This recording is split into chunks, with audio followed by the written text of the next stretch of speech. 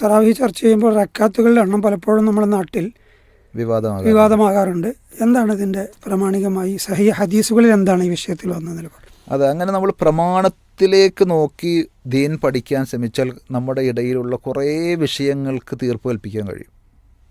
പലപ്പോഴും ഒന്നുകിൽ എൻ്റെ വാപ്പയും ഉപ്പാപ്പയും വല്യപ്പയായിട്ടൊക്കെ ചെയ്തു വന്ന അങ്ങനെ പാരമ്പര്യവാദം, അതല്ലെങ്കിൽ എൻ്റെ ഗ്രൂപ്പ്, എൻ്റെ സംഘടന, എൻ്റെ പ്രദേശം, ഇങ്ങനെയൊക്കെ പലതരത്തിലുള്ള അനാവശ്യമായ അളവുകോലുകൾ, മാനദണ്ഡങ്ങൾ അതിൻ്റെ ശരിതെറ്റുകൾ മനസ്സിലാക്കാനുള്ള മാനദണ്ഡമായി നിശ്ചയിക്കുമ്പോഴാണ് ഈ വിവാദങ്ങൾ വരുന്നത്.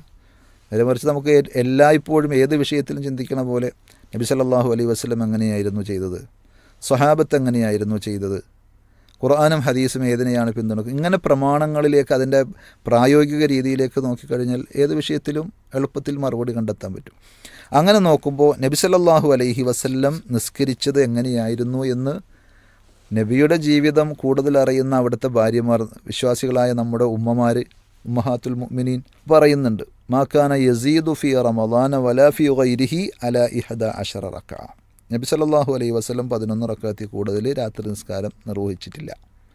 ഖിയാമുൽ ലൈൽ അല്ലെങ്കിൽ തറാവീഹ് എന്നൊക്കെ പറയുന്ന ഈ രാത്രി നിസ്കാരം 11 നിസ്കരിച്ചിട്ടുള്ളൂ.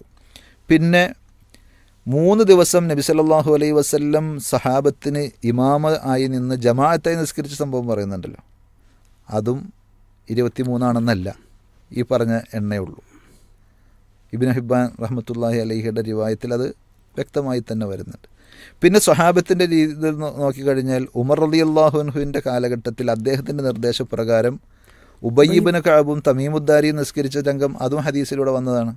അമറ ഉമറു ഉബയ്യ് ഇബ്നു കഅബിൻ വ തമീമുദ്ദാരി അൻ യഖൂമ ലിന്നാസി 11 റക്അ, 11 റക്അത്ത് ഇമാമായി നിസ്കരിക്കാനാണ് അവരോട് നിർദ്ദേശം. അപ്പോൾ ഇങ്ങനെ തെളിവുകളിലേക്ക് നോക്കിയാൽ സുന്നി മുജാഹിദ് അല്ലെങ്കിൽ മറ്റേതെങ്കിലുമൊക്കെ മദ്ഹബി വീക്ഷണങ്ങളൊക്കെ മാറ്റിവെച്ച് പ്രമാണങ്ങളിലേക്കും അതിൻ്റെ പ്രായോഗിക രീതിയിലേക്കും സലഫുകൾ എങ്ങനെയായിരുന്നു എന്നൊക്കെ നോക്കിക്കഴിഞ്ഞാൽ വളരെ കൃത്യമായി നമുക്ക് ഉമറുള്ളവൻ്റെ കാലത്ത് 23 നിസ്കരിച്ചിരുന്നു എന്നൊരു സംസാരം കേൾക്കുന്നുണ്ട്. അതിൻ്റെ അത്തരം സംഗതികൾ സ്ഥിരപ്പെട്ടതല്ല എന്ന്, അത് എൻ്റെ ഓർമ്മ ശരിയാണെങ്കിൽ അൽഹാവി ലിൽ ഫത്താവ എന്ന കിതാബിൽ ഇമാം സുയൂത്തി തന്നെ വിശദീകരിക്കുന്നത്. ഇതൊക്കെ ഇങ്ങനെ പറയുമ്പോൾ ആ കൂട്ടത്തിൽ ആ സംഭവം എടുത്തുദ്ധരിക്കുന്നുണ്ട്. പക്ഷെ അത് സ്ഥിരപ്പെട്ട സഹിഹായ സംഭവമല്ല.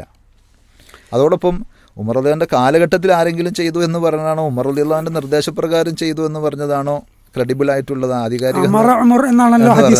അതെ അതെ, കൽപ്പിച്ചു എന്ന് പറയുമ്പോൾ അതിനാണ് ഭരണാധികാരി 2 ഇമാമിങ്ങളെ നിർത്തി കൽപ്പിച്ചു എന്ന് പറയുമ്പോൾ അതുപോലെ ഉമർ റളിയല്ലാഹു അൻഹു, അബൂബക്കർ സിദ്ദീഖ് റളിയല്ലാഹു അൻഹു ഖുലഫാ റാഷിദീങ്ങളിൽപ്പെട്ട ആളുകളല്ല. അവരുടെ ഇത്തരം ഇടപെടലുകൾക്കും നിർദ്ദേശങ്ങൾക്കും കുറച്ചുകൂടി പ്രത്യേകതയുണ്ട്. കാരണം സ്വർഗം വാഗ്ദാനം ചെയ്ത, അത് മാത്രമല്ല ഈ ഖുലഫാ റാഷിദീങ്ങളുടെ സുന്നത്തിനെ പറ്റി നബി സല്ലല്ലാഹു അലൈഹി വസല്ലം പറഞ്ഞില്ലേ, അവരുടെ ആ ചര്യ, അവരുടെ മാർഗനിർദ്ദേശങ്ങൾ, അതിനൊരു പ്രത്യേക ഒരു സുന്നത്തിൻ്റെ തൊട്ട് താഴത്ത് നിൽക്കുന്ന പ്രാധാന്യം അതിനുണ്ട്.